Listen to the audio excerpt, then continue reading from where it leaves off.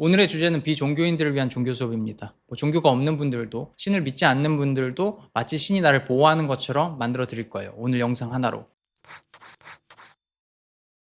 안녕하세요. 책방두목 다니엘입니다. 사운드 미디어라는 출판사를 운영하고 있고요.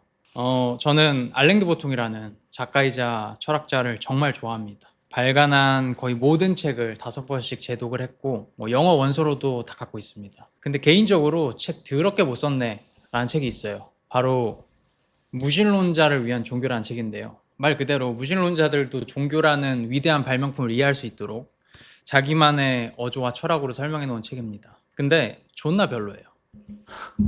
이유는 단 하나입니다. 너무 기독교 중심이야. 백인 새끼들은 이래서 안 된다. 되게 균형 잡힌 척은 하는데 그냥 영미권 문화 중심이거든. 그래가지고 차라리 피부색 노란 제가 가르치는 게 더 나을 것 같습니다. 보세요. 흑과 백이 섞인 실내 피부색이잖아요. 그러니까 이 책은 라면 받침대로 쓰시길 바라겠고 갖다 버려. 절대 사지 마세요. 제 영상을 보시는 게 훨씬 낫습니다. 그래가지고 오늘은 제가 비종교인이나 무신론자, 달리 말해서 종교가 없는 분이나 신을 믿지 않는 분들을 위한 필수 종교 상식을 좀 가르쳐 드리려고 합니다. 네가 뭔데 가르치냐고요? 그러게요. 근데 다른 건 몰라도 제가 알랭드 보통보다 머리숱도 많고 종교에 대해서는 확실하게 잘 가르칠 수 있어요. 현대사회에서 사는 인간이라면 종교에 대한 지식은 필수적입니다.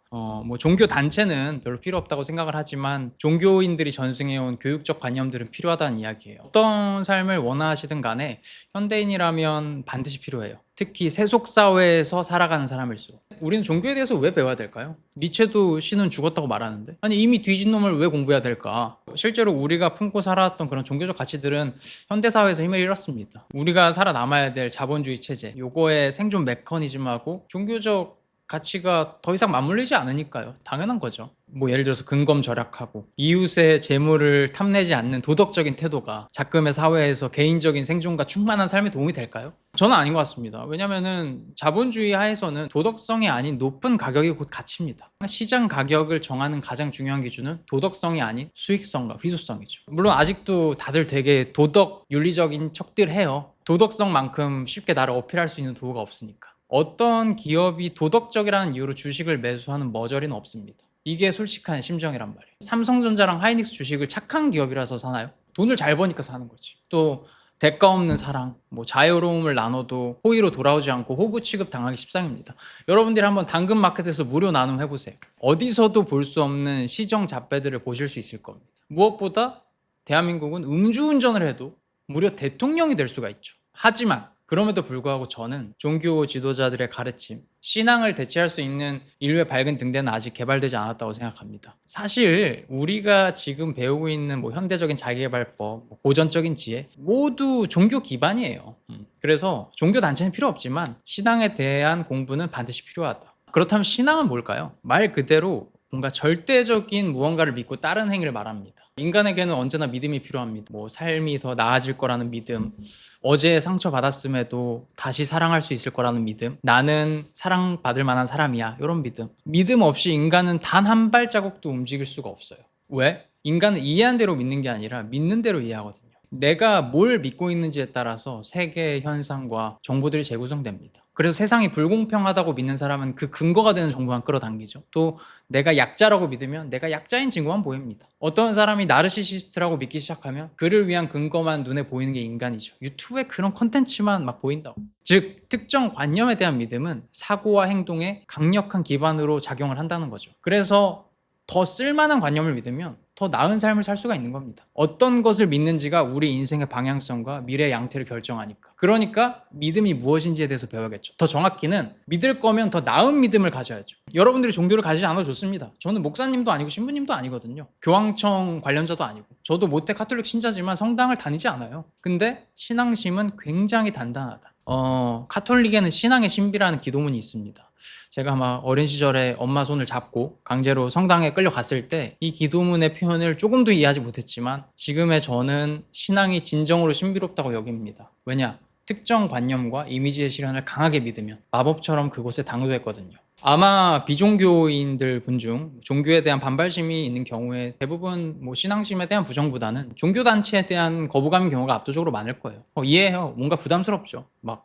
아이돌 덕질하는 것처럼 신을 숭배해야 될 것 같고 강요도 좀 있고, 아이돌은 잘생긴 실물이라도 있지 신은 실물이 없잖아요. 굿즈도 없고. 근데 괜찮습니다. 종교의 본질은 그런 외부 시스템이 아니라 믿음의 힘에 대한 믿음이고, 믿음이란 세상을 해석하는 하나의 사고체계이자 삶의 태도니까요. 믿음을 갖고 있는 사람은 유능한 선장이 있는 배를 타고 항해하는 삶을 사는 것과 같습니다. 믿음이 없다면 그 반대겠죠. 무엇보다 사실은 저는 무신론자는 존재하지 않는다고 생각해요. 다들 머리로는 신이 없다 생각은 하겠지만, 말로는 머리로는 다 그렇죠. 하지만 모두가 신이 있는 것처럼 행동하고 말하거든요.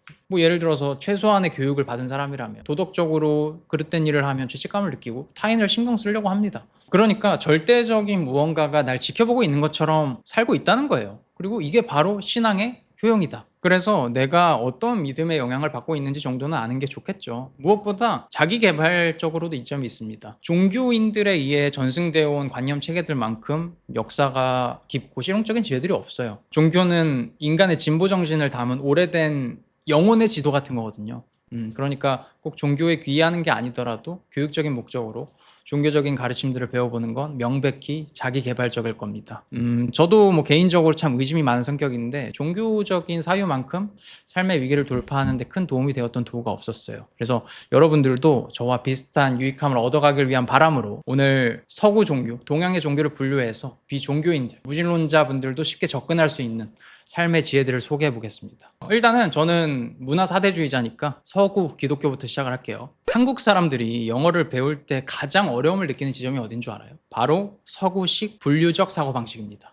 대표적인 예로 영어에서는 주어와 목적어를 함부로 생략하지 않아요. 사랑한다고 말하려면 I love you, 내가 너를 사랑해, 정확히 표현해야 됩니다. 나하고 너를 정확히 분류해서 표현해야 된다고. 근데 한국은 그렇지가 않아요. 주객을 분명히 하지 않고 그냥 사랑해 이렇게 말해도 저 사람이 날 사랑하는구나 알아들어요. 기독교를 이해하려면 주객의 철저한 분리부터 받아들여야 된다는 거죠. 창조물하고 피조물, 선과 악, 너하고 나를 분리해서 세상을 바라보는 이 사고방식의 핵심이죠. 보세요. 기독교에서는 절대적인 선과 악의 기준이 존재합니다. 악마하고 천사가 있고 인간은 절대 신이 될 수 없으며 너와 나는 다른 존재입니다. 기본적인 프레임이 이거야. 이게 기본입니다. 아니, 지옥이 있어야 천국을 보내준다고 설득을 하죠. 예수 천국, 불신 지옥. 악이 있어야 빛으로 징벌을 하겠죠. 지옥하고 천당, 악마하고 천사의 대비가 있어야 사람들이 11조를 낼 거 아니야. 그래서 설득력이 있잖아요. 근데 불교하고 도교는 완전 반대예요. 불교에서 뭐라고 해요? 부처는 나다. 내 안에 부처가 있다. 주객을 분류하지 않아. 너하고 나는 같다. 일찍 다 다지길. 분류가 없어요. 모든 것은 하나라는 겁니다. 요거는 이따가 설명을 하고, 이 주객을 철저히 분류하는 방식은 고대 그리스의 플라톤 철학에서부터 내려온 서구식 이원론적 세계관입니다. 현실하고 이데아의 분리. 요게 좀 대충 들었을 때는 좀 딱딱하고 겁박하는 느낌이 들긴 해요. 이해합니다. 저도 그랬으니까. 이게 구조만 들었을 때는 단순한 흑백 논리처럼 느껴지기 쉽지만 이원론적인 세계관으로 세상과 나를 바라봤을 때 얻을 수 있는 이점들이 꽤 있습니다. 이런 방식도 필요하다는 거지. 첫 번째, 서구식 종교에서의 예배는 설교로 이루어집니다. 목사님의 설교. 설교는 교육 방식 중에 가장 보수적이고 권위적인 방식의 교육이에요. 교회에서 목사님이나 신부님의 설교식 강론이 있잖아요. 이게 열린 교육인 이런 것처럼 부드러운 방식이 아니거든요. 토의를 할 수가 없어. 가르치는 난 선생이고 듣고 있는 너희들은 학생이니까 그냥 닥치고 들어. 제가 지금 여러분들한테 하는 소리입니다. 어때요? 공개적인 권위 기반의 강요에 가깝죠. 성경의 십계명도 이해하지 말고 그냥 닥치고 외워라. 이런 식의 절대적인 도덕 법칙입니다. 이런 강제적인 방식이 듣기에는 좀 불편하시겠지만 요즘 현대인들에게는 특히 꽤나 필요합니다. 예외 없는 원칙주의라고 할까요? 왜냐하면 현대 교육 기조는 윤리적 상대주의를 기반으로 하거든요. 윤리적 상대주의가 뭐야? 모든 게 다 다르다는 거예요. 윤리적 상대주의 하에서는 절대적인 도덕 법칙이나 보편적으로 좋은 삶을 인정하지 않아. 모든 것을 다르다는 말로 퉁친단 말이야. 제가 이게 진짜 싫어하는데, 그러니까 높고 낮음, 옳고 그름, 더 우월하고 열등한 게 없어. 그냥 다 다르대. 다름을 인정하지 않으면 편협하다고 손가락질하죠. 근데 누가 누구 보고 편협하다고 하는 겁니까? 들어보세요. 높이가 다른 것도 다른 거고 수준이 다른 것도 다른 거거든요. 이게 바로 지금은 개폭망한 PC주의의 그림자죠. 책상에 앉아가지고 그냥 모든 게 다 다른 거다 하면서 난 되게 포용력이 있는 척, 도덕적 우월감은 느끼는데 사실은 제일 편협한 인간들이 윤리적 상대주의를 진리로 하는 사람들입니다. 왜? 높이값과 수준의 다름을 인정하지 않는 거니까. 우리는 윤리적 상대주의 맹점을 그 디즈니 애니메이션 보면서, 흑설공주 이런 거 보면서, 또 Z세대들 신경증 수치가 막 치솟는 걸 보면서 체감을 했어요. 이게 다 다르다면서 높이의 차이점을 인정하지 않으니까, 즉 높고 낮음 사이에 거리의 파토스를 인정하지 않으니까 어떻게 됐어요? 컨텐츠의 수준, 인격의 수준 자체가 낮아져 버렸잖아요. 더 이상 인격이 진보하지 않아 기술만 진보하고, 이렇게 높이의 다름을 인정하지 않으면 모든 게 하향평준화가 됩니다. 결과적으로 윤리적 상대주의 하에서는 모든 인간들의 인격적인 수준, 인간다움의 수준, 도덕적인 수준이 평준화가 되고 낮아지죠. 피해는 오롯이 우리의 것이다. 근데 설교로 대변되는 굉장히 권위적이고 수직적인 방식의 기독교식 교육은 이거랑 달라. 이런 좀 수평적인 사고방식과 윤리적 상대주의 맹점을 보완해줄 수가 있죠. 왜냐면은 기독교의 관점에서 인간이 더 인간답고 가치 있게 살기 위해 지향해야 돼. 절대적인 진리는 존재하거든요. 삶에서 내가 반드시 지켜야 될 절대적인 법칙, 지향성이 존재한다는 겁니다. 인간 자체가 자연물로서 혼돈 그 자체니까. 자, 기독교적 관점의 두 번째 이점, 바로 비관주의적 자기수용입니다. 이거는 제가 여기다가 버려버린 알랭드 보통 저서에서 나온 내용인데요. 좀 미안하니까 주워올게요. 아유 미안하다. 머리숱도 없는데 제가 너무 막 굴었어요. 자, 기독교의 기본 세계관이 어때요? 신은 전지전능한 존재입니다. 반면 인간은 아무리 분투하고 노력해도 나약하고 언제든 죄를 저지르기 쉬운 하층민들로 철저히 분류를 해서, 그러니까 우리를 좀 낮은 위계로 전락을 시킵니다. 이거는 좀 개인의 무한한 가능성을 믿는 작금의 성과주의 기조와 상반이 되는 거죠. 그래서 비관주의적 사고방식이 여전히 유효한 겁니다. 비관주의는 말로는 비관주의지만 오히려 우리의 삶의 동기를 더 꾸준히 붙잡을 수 있게 해요. 왜? 우리는 모든 걸 해낼 수 있어. 이런 낙관성에 기반한 자기개발적인 메시지와는 다르게 인간들은 매일 실수하고 실패하거든요. 성공했다는 느낌보다 실패했다는 느낌을 더 많이 받을 수밖에 없어요. 인간의 생이 그렇습니다. 그래서 내가 노력해서 뭔가를 성취할 수 있어, 이런 낙관주의만큼 필요한 것이 나는 원래 굉장히 부족하고 연약한 존재야, 비관성에 대한 자각일 겁니다. 성공을 추구하려면 낙관성이 필요하고 실패에 대응하려면 비관성이 필요한 거죠. 비관주의적 자기수용을 상징하는 종교적 캐릭터 중 가장 적합한 건 구교의 성모 마리아라고 생각해요. 기독교 신교와는 다르게 구교 카톨릭에서는 성모 마리아라는 인물이 차지하는 포션이 크거든요. 성당에 가면 예수님 동상만 있는 게 아니라 굉장히 인자한 어머니의 모습으로 우리를 반겨주시는데, 이제 마리아는 모든 실패한 인류, 연약한 소년, 소녀들에게 필요한 일종의 어머니의 이미지, 마더 이마고입니다. 우리를 자유롭게 품어준 어머니의 상징. 이런 존재가 필요한 이유가 있죠. 우리는 이미 어른이 되었고 막 수염도 덥수룩하게 나고 이렇게 부모의 쓰라를 떠나서 의존성을 탈피해야 된다는 사회적인 책무가 있습니다. 독립은 성인의 책임이니까. 근데 정신 분석학의 관점에서는 성인이라고 하더라도 아이 같은 연약함을 간직하고 있어요. 그래가지고 그런 말이 있잖아요. 인간관계를 잘하려면 아동 심리를 배워야 된다고. 들어보셨죠? 저는 실제로 성인은 아이에서 벗어난 사람이 아니라 내가 아이라는 사실을 억압하는 그런 가여운 존재일 뿐이라고 생각해요. 성인을 연기하는 아이들이죠. 이런 우리의 유아기적인 갈망을 합법적으로 포용해 줄 수 있는 이런 부드러운 사고방식을 기독교가 소프트웨어로서 가지고 있는 겁니다. 기독교인들은 내 나약함을 전제로 하면서 살거든요. 그러니까 나는 뛰어봐야 벼룩이다. 어차피 나약하다. 난 병신이다. 인간으로서는 한계가 있다. 그러니까 절대자가 필요하다. 근데 조금 아쉬운 거는 일부 이제 비종교인들, 무신론자분들은 절대자에 대한 숭배를 나약한 태도로 섣불리 일란하곤 합니다. 근데요, 진짜 강인한 사람, 성숙한 사람은 나약하지 않은 사람이 아닙니다. 약점이 없는 사람이 아니에요. 오히려 나의 약점, 나약함을 수용할 수 있는 수용적 자세가 있는 사람이죠. 부정성에 대한 자각. 예를 들어서 저도 뭐 많은 회사 대표들을 봤지만 진짜 강한 우두머리는 내 힘으로 모든 걸 통제하려고 하지 않아요. 오히려 내 능력의 부족함을 인정하고 부족한 부분은 비교 우위가 있는 누군가한테 맡기죠. 이런 관점은 현실적인 처세뿐만 아니라 내 정신 건강을 관리하는 방법에도 유효합니다. 살다 보면 도무지 해결할 수 없는 나의 나약함들이 있어요. 그렇죠? 이거를 그냥 종교적인 힘에 외주를 주는 거야. 굿? 아멘. 자, 세 번째. 나의 감정을 분리함으로써 정서적인 이득을 얻을 수 있습니다. 이건 또 무슨 소릴까? 제가 서구 종교 철학은 철저한 분류, 이원론을 기반으로 이루어진다고 했죠. 그러니까 주객을 분명히 하라는 거예요. 요거를 가장 잘 설명해주는 명제가 데카르트가 방법서설에서 논한 나는 생각한다, 고로 존재한다죠. 이거 들어보셨죠? 전국 교육과정 받았습니다. 들어보셨을 텐데 무슨 뜻인지 몰라도 이게 한 문장으로 들었을 때는 좀 이해가 어려운데 좀 제가 풀어볼게요. 주객을 분류한다는 게 무슨 뜻인지. 여기 꽃이 있어. 내가 꽃을 보고 있으니까 나는 꽃이 아닐 것이다. 내가 여러분들 지금 보고 있어. 카메라 렌즈를 보고 있어요. 내가 너를 보고 있으니까 너는 내가 아니겠지. 너와 나는 다른 거겠지. 관찰하는 대상과 관찰당하는 대상이 다른 거잖아요. 또 나는 내 감정을 느끼고 있으니까 감정은 내가 아닐 겁니다. 다른 걸 거야. 결국 내가 무엇인지 정확히는 알 수 없지만 나는 무언가를 지금 보고 있고 느끼고 있고 생각하는 존재일 겁니다. 그래서 확실한 건 생각하고 느끼고 있는 내가 존재한다는 거. 풀어서 설명하면 이거거든요. 즉 내가 관찰할 수 있는 거, 내가 느낄 수 있는 건 내가 아니다. 나와 다른 대상이다. 보는 주체와 관찰당하는 객체는 다르다. 종교적으로 가면 신을 상상할 수 있으니 나는 신이 아니다. 이 논리에서 우리가 얻을 수 있는 이점 확실합니다. 감정과 나의 분리죠. 우리는 참 나약해가지고 별것도 아닌 거에 화나고 막 침울해지고 뭐 긁히고 그렇잖아요. 뭐 기본적으로 모두가 감정적이란 말이야. 근데 서구 종교식 분류법을 이용하면 나는 별 감정을 다 느끼지만 내가 느낄 수 있는 건 내가 아니니까 감정은 내 전부가 아니다. 이런 굉장히 유용한 결론에 도달할 수 있겠죠. 쉽게 말해서 감정과 나를 동일시하지 않게 되는 겁니다. 뭐 우울한 감정이 든다고 해서 내 존재 자체가 우울한 게 아니고 슬픔을 느낀다고 해서 내가 슬픔 그 자체는 아니다. 이렇게 순간의 감정에 잠식되지 않게 된다. 너무 좋죠? 아우 힘들다. 기독교만 해도 이렇게 힘든데 어떻게 다 하냐.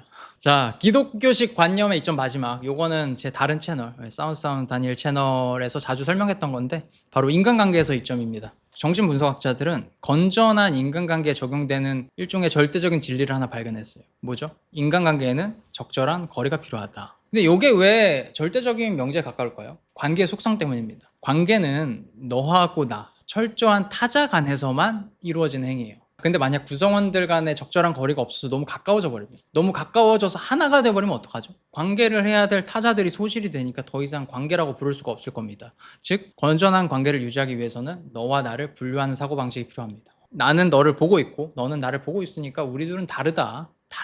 근데 사람들이 이거를 잘 적용을 못해요. 특히 동양권 사람들이 주객을 잘 분류하지 못합니다. 뭐 요건 요거대로 이점이 있지만 단점도 많아. 언어 자체가 그러니까 너무 가까워지려고 한다는 거야. 동일시를 하죠. 우리는 하나다. 너와 나는 하나다. 평준화의 나라잖아요. 그래서 주변을 둘러보면 뭐 관계라고 말은 하지만 사실상은 관계가 아닌 이런 현상들을 굉장히 많이 목도할 수가 있습니다. 뭐 예를 들어서 사랑한다는 핑계로 상대의 사생활을 추적하고 일거수일투족을 내 일처럼 보고받으려고 하고 상대는 내가 아닌데 나랑 같은 의견과 가치관을 갖도록 강요하고 이게 모두 건전한 관계가 성립되기 위해 필요한 나와 타자의 분류, 경계를 섣불리 허물어서 생긴 일이거든요. 그래서 우리는 알아야 된다는 겁니다. 인간관계는 동일시가 아닌 분류를 통해서 형성이 되고 유지가 된다는 거. 하나가 되는 순간 관계는 끝이다. 그래서 좀 관계를 할 때 힘든 감정이 들 때마다 좀 나와 타자를 철저히 분류해서 이해해 보세요. 그렇게 하면은 적절한 거리가 생기고 우리는 다르다며 서로를 존중하는 건강한 토대가 만들어질 겁니다. 이제는 동양 종교를 좀 해야 되는데 동양은 불교랑 도교 두 개나 되거든. 이슬람 할 수 있는데 이슬람은 하면 안 돼요. 잘못하면 죽어요. 어쨌든 동양 불교 도교 두 개 해야 되는데 뭐 어떡하지? 그래도 이 채널 첫 영상이니까 한번 힘내서 해볼게요. 물 좀 마시고. 자, 불교부터 가봅시다. 요즘 가장 힙한 종교로 떠오르는 게 불교죠. 불교의 마케팅 전략을 보면 뭔가 권위의식 없이 막 절에서 소개팅도 막 하고 디제잉하고 막 이것저것 현대화해서 하잖아요. 근데 그게 가능한 이유가 다 있어요. 한번 시작해 보시죠. 불교랑 기독교는 프레임 자체가 달라요. 불교와 도교 같은 동양 종교 철학의 기본 관점은 분류하지 않음에 있거든요. 주객의 구분이 없습니다. 이원론이 아니라 비이원론적인 사고방식에 시작을 하죠. 예를 들어 불교하고 도교에서는 신이라는 외부의 절대자와 그거를 따르는 인간이 분류되지 않습니다. 신은 따로 있는 게 아니라 우리 안에 이미 있는 거니까. 즉 신은 숭배의 대상이 아니라 되찾아내는 것이다. 신하고 나는 이미 하나라는 세계관인 겁니다. 이런 비이원론적인 사고는 절대자와 인간의 사이에서만 적용되는 게 아니에요. 그러니까 관계를 하거나 세상을 바라볼 때도 동일하거든요. 예를 들어 너하고 나는 다르지 않은 존재다. 너는 나고 나는 너다. 그러니까 너를 사랑하는 것이 나를 사랑하는 것이고 나를 사랑하는 것이 너를 사랑하는 것이다. 즉 인류는 개별적으로 존재하지 않고 자연물로서 본래 하나라는 관점으로 세상을 바라봅니다. 요거는 불교의 업보적 사고하고 인연설과 긴밀하게 이어지겠죠. 다 아시겠지만 불교에서는 막 동물을 살생하거나 타인에게 상처를 주는 것을 굉장히 어리석은 행위로 간주합니다. 뭐 물론 기독교도 그렇지만 기독교가 그런 죄를 저지르지 않는 이유는 기본적으로 절대자의 응징이 두려워서 계율을 따르는 거거든요. 타인에게 죄를 지으면 저기 다른 차원에 따로 존재하는 하나님한테 벌해질 수 있으니까. 근데 불교는 아닙니다. 우리 모두가 하나로 연결되어 있기 때문에 폭력과 살생을 피하는 거야. 모두가 하나니까 분류가 없으니까 타인에 대한 공격은 나를 공격하는 것이고 타자에 대한 공격은 나에 대한 공격으로 돌아올 거예요. 다 내 몸이니까 내 몸을 내가 때리는 거지. 타인에게 상처를 주거나 선을 행하면 어차피 나에게 흠을 내거나 선을 행하는 것이기에 선을 추구하는 게 유리하지 않을까 이런 관점입니다. 무엇보다 불교의 행복론에서 배울 게 참 많다고 생각해요. 행복, 현대 자기계발론에서 가장 많이 등장하는 개념이죠. 행복 심리학이라는 분야가 따로 있을 정도로 현대 심리학에서는 어떻게 하면 더 행복하게 살 수 있을지, 더 행복감을 느낄 수 있을지 깊이 연구하잖아요. 헌법에도 행복 추구권이 명시되어 있고, 학문이 아니더라도 많은 사람들이 난 행복해지기 위해 살아 이렇게 말을 하니까. 근데 행복을 어떻게 얻어내는지 이 관점도 기독교랑 꽤 다릅니다. 서구의 분류적 사고방식에서 시작한 행복 연구에서는 행복을 얻는 일과 불행을 줄이는 일을 철저히 분류해요. 그래서 불행의 요소를 제거한다, 고통을 줄인다고 행복해지는 게 아니라 행복한 일을 해야지 행복해진다 이렇게 주장을 하는 거죠. 즉 괴로움하고 고통이 없는 건 그냥 불행하지 않은 거지 행복해지는 방식이 아니다 이런 거예요. 물론 이게 의미 없는 접근은 아니에요. 하지만 행복의 어원을 따져봤을 때 행복의 본질과 서구식 행복론이 상극인 부분이 있다. 왜냐하면 행복은 목적으로 추구했을 때, 헌법에서 하는 것처럼 추구를 했을 때는 오히려 그것과 멀어진 속성이 있거든요. 자연의 이치가 그래요. 보세요. 행복, 영어로 해피니스죠. 해피니스의 어원이 to happen, 뭐뭐가 일어나다인데, 그러니까 이게 무슨 뜻이에요? 행복감은 부단히 목적으로 추구한다고 얻어지는 게 아니라 행복이 아니라 다른 것을 추구하다 보면 과정상에서 자연스럽게 일어나는 것이다. 이 뜻이에요. 예를 들어서 내가 군대에서 몸을 괴롭게 하는 훈련을 해. 훈련을 추구하는 거죠. 훈련을 하다가 점심시간이 돼가지고 동료들과 허기진 상태에서 맛있게 식사를 할 때 자연스럽게 느껴지는 쾌족감이 행복입니다. 별거 없어요. 그래가지고 고통이라는 이 불행과 쾌족감에 기반한 행복을 너무 이제 분리해서 해석을 하는 순간 이제 행복의 속성을 이해하는데 치명적인 오류가 생긴다. 이런 오류를 보완해 줄 수 있는 게 바로 불교식 행복론이라는 거죠. 불교에서는 행복을 그저 고통이 없는 상태로 규정을 합니다. 행복과 고통은 결국 하나인 거죠. 불교의 관점에서 행복해지는 방법이 따로 있는 게 아니에요. 그냥 크게 괴롭지 않으면 행복한 것이다. 더 중요한 건 이거예요. 행복과 불행은 다른 것이 아니라 그 자체로 하나인 것이니까 행복을 추구하게 되면, 행복을 많이 얻게 되면 불행도 그림자처럼 같이 따라오게 되겠죠. 행복이 늘어나면 불행도 같이 늘어나는 거야. 예를 들어서 세속적 성공이라는 특별한 행복감을 추구할수록 그 과정에서 직면하게 되는 여러 가지 고통들이 있어요. 비교심리, 열등감, 번아웃으로 인한 고통 다 따라오겠죠. 그러니까 우리가 더 행복해지려면 불교의 관점에서는 행복의 안티테제이자 그림자인 불행, 이 괴로움을 제거하는 방향으로 걸어야겠죠. 그렇다면 불행, 괴로움, 고통을 효과적으로 제거할 수 있는 방법이 뭐가 있을까요? 간단해요. 행복을 추구하지 않는 거죠. 욕심을 내려놓는 겁니다. 행복과 불행은 하나니까 행복에 대한 욕심과 집착을 내려놔야 고통도 없어지고, 고통이 없어져야 행복해질 거 아니에요. 행복의 추구는 욕심에서 온다는 겁니다. 그리고 무언가를 추구하지 않는 거는 결국 욕심으로 상징되는 나, 에고를 내려놓겠다는 말과 같죠. 요거를 뭐라 그래? 무아의 경지라고 합니다. 나를 내려놓는 거. 나를 왜 내려놔야 돼요? 내가 고통의 주체니까. 불교에서 무언가를 구분하고 분류하고 판단하는 주체는 나고, 그러니까 나라는 주체가 뭐가 행복한 삶이고 좋은 기분인지 막 자꾸 분류하고 구분하는 태도에서 괴로움이 시작된다고 보거든요. 그러니까 나를 좀 내려놔야 행복을 추구하지 않을 수가 있고 동시에 고통이 줄어들 겁니다. 에고를 내려놓는다는 건 단순히 현학적인 메시지나 그런 허황된 자기개발법이 아니에요. 진짜 현실적인 자기개발법에 도움이 된다고 생각해요. 왜냐면은 나라는 주체가 너무 강하기 때문에 자꾸 타인과 세상을 분류하고 판단하는 거거든요. 어떤 사람은 나쁘고 어떤 사람은 선하다, 어떤 것은 참된 것이고 저건 그런 것이다. 내가 강하면 자꾸 세상의 모든 것들을 분류하고 판단하죠. 근데 진짜 무서운 게 뭐냐면 타인은 나를 비추는 거울입니다. 심리학에서 그런 명제가 있어요. 그러니까 타자하고 외부 세계의 대상을 섣불리 자꾸 구분하는 사람은 나 스스로도 섣불리 규정을 하게 돼요. 예를 들어 나는 반드시 사회적으로 성공해야 돼, 반드시 착하게 살아야 돼, 또 남자는 남자다워야 되고 여자는 여성스러워야 돼, 이런 사회적 페르소나에 대한 규정이 대표적인 예입니다. 에고가 강하면 이런 규정들이 많아지죠. 되게 재밌는 게 있어요. 많은 현대인들이 실제로 구체적인 무언가가 되고 싶어 합니다. 나를 무언가로 채우려고 하는 거지, 추구하는 거죠. 100억 자산가, 좋은 남편, 좋은 와이프, 물론 좋은 목표예요. 현실적이고 달성이 가능하죠, 노력하면. 근데 진짜 큰 사람이 되고 싶으면 나를 비울 줄도 알아야 된다고 생각을 해요. 왜냐면은 나에 대한 비움 없이 자꾸 특별한 무엇으로 채워 넣으려는 사람은 내가 스스로 규정한 그 무엇밖에 될 수가 없거든요. 반면에 나를 좀 비울 줄 아는 사람은 아무것도 아니지만 아무것도 아닌 자는 무엇이든 될 수 있죠. 빈 도화지에는 어떤 것도 그려낼 수 있는 법이니까. 이게 뭐예요? 공. 아무것도 아닌 자만이 무엇이든 될 수 있다는 일종의 공의 철학은 이 세속사회에서 자꾸 무엇으로 가득 채워 넣으려고 하는 나를 비움으로써 오히려 나에 대한 더 많은 가능성을 열어낼 수 있으니까 확실한 자기개발적인 이점이 있다고 생각해요. 자, 불교에서 배울 수 있는 두 번째 지혜는 자기확신입니다. 불교에서는 부처가 되고 싶다면 부처를 죽여라, 이거를 뭐라고 하더라? 살불살주? 말이 되게 어려웠어요. 뭐 살생은 안 하는데 부처는 되게 잘 죽이더라고요. 이게 기독교 입장에서는 굉장히 건방진 말입니다. 이게 하나님을 따르는데 그치지 말고 스스로 하나님이 되라는 거거든요. 말 그대로 하나님인데, 하나만 있는 님인데, 하나밖에 없는 존재인데 너가 감히? 불교는 그런 거 없습니다. 자기 확신의 정점을 보여주죠. 인간은 무엇이 되지 못할 거라는 그런 분류 따위는 없어요. 인간은 이미 부처고 신입니다. 아직 그 모습을 찾지 못했을 뿐이지. 자, 잠깐 복습해 봅시다. 구교인 카톨릭에서는 신자와 하나님을 철저히 구분하고 하나님하고 소통하기 위해서는 중개의 주체인 신부를 통해야 됩니다. 신의 가르침을 얻기 위해서는. 그러니까 하나님, 사제, 신자 최소 3가지로 분류된 주체가 필요한 거예요. 가르침을 얻으려면. 뭐 그래도 기독교는 약간 편해져요. 그러니까 목사님이 있긴 하지만 기본적으로 이제 사제의 도움이 없어도 내가 하나님과 직접 소통할 수 있다는 전제가 생기거든요. 근데 그래도 신자가 아무리 노력해도 하나님이 될 수는 없습니다. 내가 막 하나님이 되려는 건 뭐 JMS처럼 사이비 취급을 해요. 근데 불교는 이런 접근을 거부한다. 왜? 동양 종교에서는 모든 것이 하나거든요. 하나님이 아니라 하나의 님이거든. 우리는 서구식 이원론에서는 내가 보고 생각하는 대상이 있으면 나는 그 대상이 아닌 거예요. 그게 될 수가 없는 거야. 내가 나비를 보고 있으면 난 나비가 아니야. 동양은 아닙니다. 우리가 보고 생각할 수 있는 대상이 있다면 나도 스스로 그런 대상이 될 수 있다. 즉 신에 대해서 우리가 떠올리고 생각할 수 있다면, 상상할 수 있다면 우리가 그런 존재가 될 수 있다는 거예요.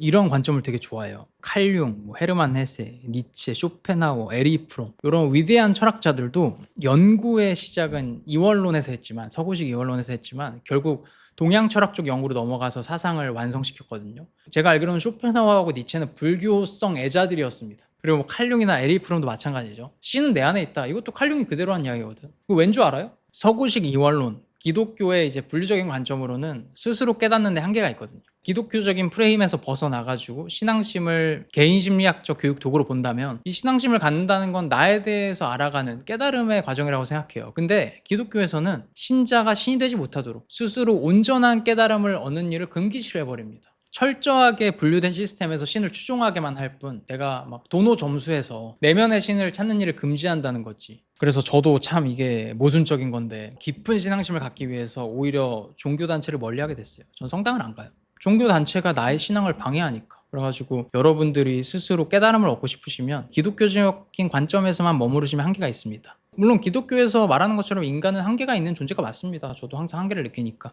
근데 그것도 하나의 가정일 뿐이죠. 인간을 표현하는 하나의 수단일 뿐이잖아. 어떻게 알아요? 우리가 생각보다 굉장히 위대한 사람일지. 가끔은 스스로의 능력을 믿어보세요. 뭐 정말로 신이 내 안에 있을지도 모르잖아. 그리고 신이 내 안에 있다면 내가 나를 만나는 거니까 중개인 따위가 필요가 없겠죠. 자, 오늘 마지막 도교입니다. 더워가지고 잠깐 옷을 좀 벗고. 저는 개인적으로 이 도교 구루들의 믿음을 가장 사랑하고 제가 실제로 살아가는 태도하고 가장 비슷하다고 생각을 해요. 그리고 현실적으로 현대인들이 가장 적용하기 쉽고 체화했을 때 실질적으로 이득이 많을 지혜들로 구성이 되어 있어요. 진짜 도교가 짱입니다. 도교를 한 줄로 요약을 하자면 세상에서 나답게 유영하는 법을 가르쳐준다고 할 수가 있어요. 유영이 뭐예요? 물에서 헤엄을 치는 거죠. 그러니까 물처럼 살아라. 물과 닮은 사람이 되어라. 이게 자연스러움을 강조하는 건데 도교의 철학자들은요. 어떤 인위적인 추구도 권장하지 않습니다. 그래서 만약 도교 철학의 거장, 창시자라고도 할 수 있겠지. 이 노자가 불교 구루들의 무아의 자유에 대해서 듣는다면 세속적인 욕심하고 나를 내려오는 시도조차도 인위적이잖아. 그건 자연스럽지 않은데? 이렇게 말할 겁니다. 도교를 표현하는 핵심 사자성어가 상선약수하고 무의자연이거든요. 첫 번째 상선약수부터 봅시다. 노자는 최고의 선은 물과 같다고 말을 했어요. 그리고 물은 자연의 이치를 상징적으로 보여주는 자연물입니다. 어디서든 볼 수 있잖아요. 대자연 곳곳에 숨어져 있고 어디서든 필요하고 계속 순환을 하죠. 우리 근처에서. 또 위에서 아래로 흘러도 갑자기 다시 위로 올라가려고 시도하지도 않습니다. 가능하지도 않고. 왜냐면은 물은 내가 순환해서 다시 돌아올 걸 아니까. 위로 갔다가 아래로 갔다가 좁은 데로 갔다가 넓은 데로 갔다가. 물이 흐르다가 바위를 마주치면 맞서지 않고 비껴 내려가죠. 그러니까 물은 나의 본성을 알고 기다릴 줄 안다는 거예요. 근데 여러분 이거 알죠? 우리가 초등학교 과학 시간에도 배우는 건데 인간의 몸도 70% 이상이 물로 구성되어 있대요. 지구도 많은 부분이 물로 되어 있죠. 그러니까 우리의 본성도 사실 물과 비슷한 점이 많을 거예요. 근데 물이 가진 본성과는 다르게 현대인들은 늘 무언가를 자꾸 억지로 빠르게 해야 된다는 일종의 자기 착취의 강박과 추구의 역설에 사로잡혀 있습니다. 쉽게 말해서 다들 자연스럽지도 않고 너무 급한 거예요. 저도 예전에 그랬고 지금도 그런 모습이 있는데 그러니까 그 자기 개발이라는 명목으로 자연물로서의 인간 본성을 아예 무시를 하고 스스로 너무 지나치게 채찍질을 하면서 상류로 재빨리 올라가려고 분투하는 거죠. 근데 여러분 들어보세요. 마음 막 급하게 서두른다고 내가 그 급한 마음만큼 빨리 성장을 하나요? 저는 아니라고 봐요. 너무 급하게 굴면 언제나 일이 망가집니다. 뭐 예를 들어서 요즘 주식시장이 굉장히 핫한데 삼성, 전자, 하이닉스 뭐 몇 배씩 올랐다고 사람들 다 돈 벌었을 것 같죠? 절대 아니에요. 지금 좀 번 사람들도 대부분은 무로 돌아가게 되어 있습니다. 그냥 그렇게 되어 있어요. 왜? 급하게 번 거는 다 뱉어내게 되어 있으니까. 그게 물의 이치니까.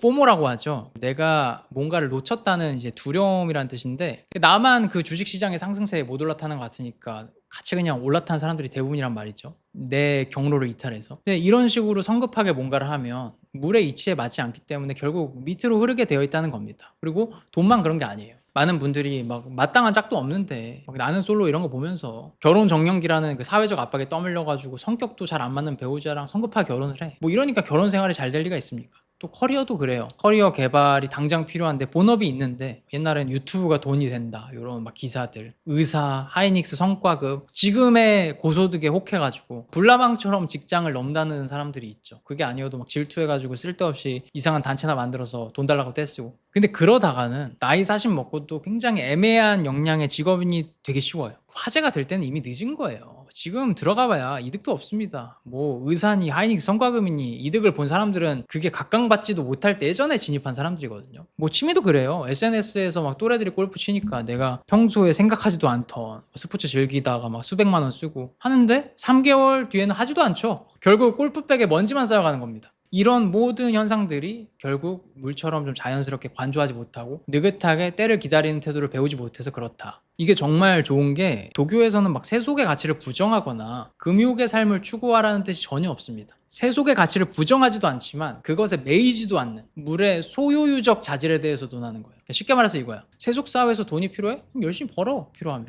근데 너무 얽매이지 마. 결혼을 해야겠어? 해. 근데 집착하지는 마. 해도 그만, 안 해도 그만인 거지. 이게 삶에서 힘을 이렇게 빼는 기술이거든요. 스포츠도 힘을 빼야지 고수가 되잖아요. 근데 삶도 그렇다는 겁니다.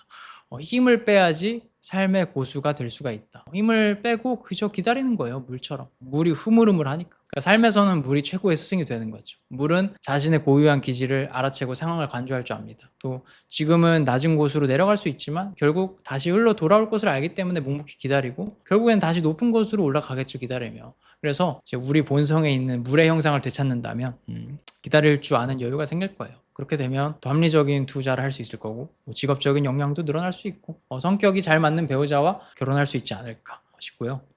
상선약소했으니까 도교의 무의도 현대인에게 굉장히 필요한 자기개발적 능력일 겁니다. 근데 무의는 잘못 해석하면 특히 안 돼. 큰일 나요. 이게 잘못 해석하면 아무것도 하지 않는 나태함. 그냥 누워있는 거라고 해석하는데 그게 아니라 순리대로 행함으로써 억지스러움이 없는 상태죠. 제가 이제 경영하는 사운드라는 교육회사 그리고 사운드 미디어 출판사에서 사운드가 건전함이라는 뜻이거든요. 소리라는 뜻이 아니라. 건전함이라는 뜻이 온전함입니다. 통합성, 그러니까 홀썸니스죠. 억지스러움이 없다. 내면과 외부 세계가 통합되어 있다. 제가 예전부터 너무 좋아하던 말이라 제가 회사를 운영할 때 다 사운드라는 말을 붙여요. 무의도 이제 사운드라는 뜻이 있는 건데 이제 무의를 잘 녹여낸 자기개발법들이 요즘 많이 등장하는 것 같아요. 대표적으로 원시인의 건강 비결. 현대인들이 언제부턴가 막 건강해지겠다고 뭐 저도 그렇지만 막 단백질 보충제, 닭가슴살, 특별한 식단을 추구하고 막 피트니스 산업에 막대한 비용을 들여서 자기 관리를 합니다. 요즘은 막 월에 수십만 원씩 내면서 마운자로 위고비도 맞는데 이게 뭐가 문제냐? 결국 자연스럽지 못한 거, 온전하지 못한 거는 반작용이 있거든. 그러니까 이런 게 발달할수록 요요 현상, 다이어트 강박, 폭식증 이런 거에 이제 시달리는 사람들이 갈수록 늘어난다는 거예요. 다 자연스럽지 못하기 때문이고 온전하지 못하기 때문이거든요. 순리에 역행을 하는 거니까.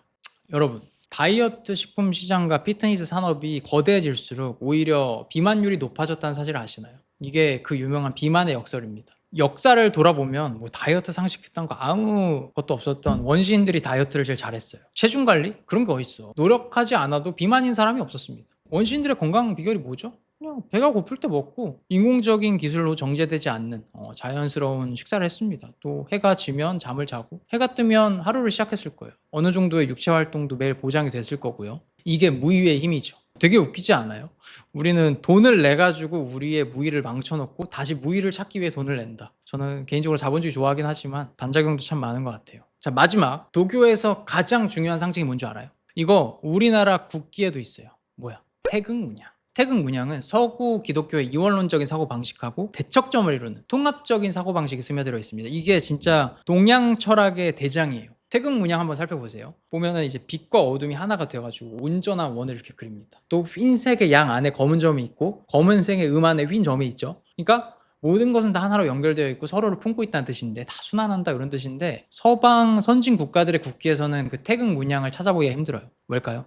아까 배웠죠. 빛으로 어둠을 정복한다. 빛과 어둠은 다르다. 악마와 천사는 다르다. 이런 이원론적인 사고방식과 위배되니까요. 기독교식 관념에서는 어둠이 있으면 빛으로 밝혀야 되고, 악은 선으로 징별해야 되고요. 또 포식자는 피식자를 잡아먹을 수가 있습니다. 물론 이게 옳고 그름의 문제는 아니에요. 서구식 사고방식도 삶에서 굉장히 필요한 관점입니다. 다만 이런 사고방식이 어떤 한계가 있냐면, 서방 국가들이 근대에 들어서 강대국으로서의 지위를 꾸준히 유지할 수 있었기 때문에 그게 유효했다는 것도 사실이죠. 빛으로 어둠을 정복한다. 이 논리는 우리의 위치가 좀 특별하고 힘이 있을 때, 지배적일 수 있을 때만 스스로를 사랑하고 수용하게 해주거든요. 근데 안타깝게도 대한민국의 위치도 그렇고 우리 대부분은 포식자가 아니라 피식자에 처지죠. 무엇보다 내가 뭐 포식자였어도 이 세상에는 영원한 강자도 영원한 어둠도 없다는 겁니다. 그래서 어둠은 빛으로 정복해야 되는 대상이다라는 이원적 사고방식이 한계가 있는 거예요. 내가 빛일 때는 우위에 설 수 있지만 내가 어둠이 된다면, 약자가 된다면 그 즉시 정복당해야 되는 대상으로 전락하죠.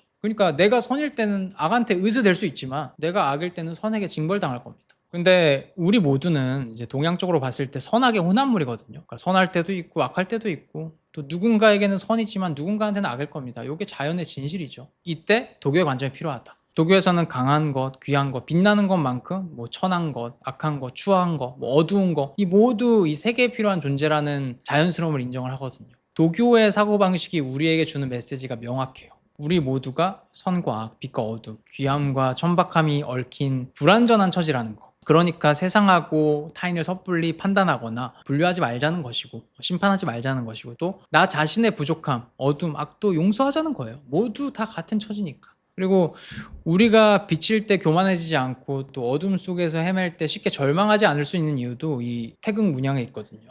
태극 문양을 좀 하면 하트 모양도 되겠네요. 빛과 어둠은 언제나 하나인 채로 무한히 순환하게 되어 있는 거니까.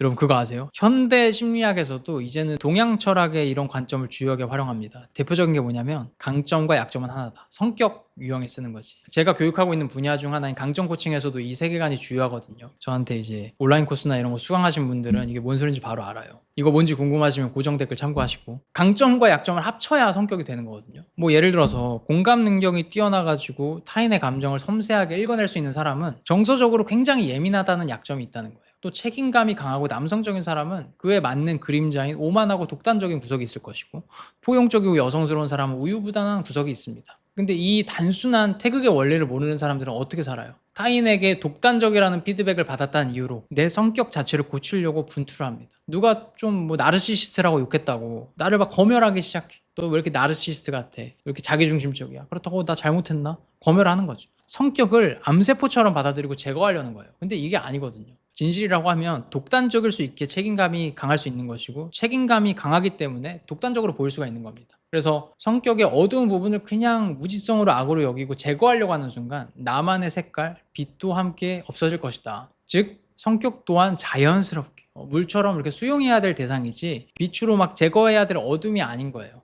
이 모두가 다 하나니까. 결국 이 태극 문양, 우리나라 국기이기도 한 태극 문양은 빛과 어둠은 하나다라는 도교적인 통찰이 들어있는데, 나하고 타인 세상을 입체적으로 관용할 수 있는 그런 능력을 우리에게 선물하지 않나 싶습니다. 정말 유용하지 않나요?